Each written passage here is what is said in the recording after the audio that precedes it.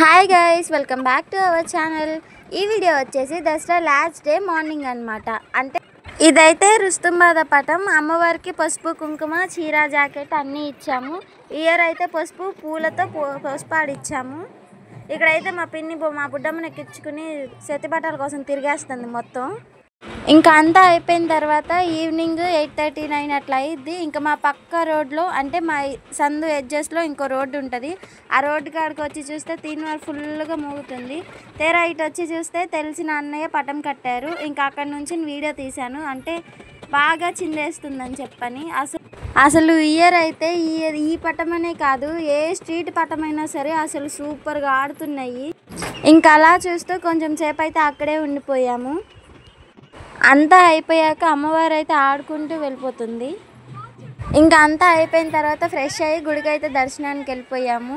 ఇదైతే ఈడేపల్లి శక్తి అమ్మవారు. ఈ అమ్మవారి దగ్గర మనం ఏమైనా మొక్కులు మొక్కుకుంటే అంతా ఖచ్చితంగా జరుగుద్దన్న నమ్మకం చాలా ఉంది.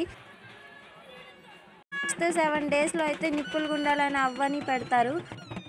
నైట్ 1 అట్లా అవుతుంది. ఆ టైంకి అయితే అమ్మవారి వేషాలు ఇవన్నీ పెట్టి డీజేస్తో ఇక్కడి నుంచి కొనే సెంటర్ అయితే తీసుకుని వెళ్తారు.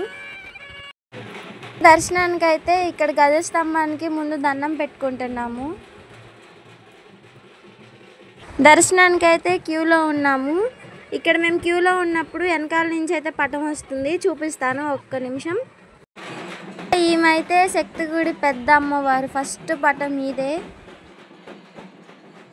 ఇంకా దర్శనానికి అయితే లోపలికి వెళ్ళిపోయి ఆ అమ్మని దర్శనం చేసుకున్నాము. దర్శనం చేసుకుని బయటకైతే వచ్చేసాం. ఇంకా కొన్ని ఫొటోస్ దిగి అయితే ఉన్నాము.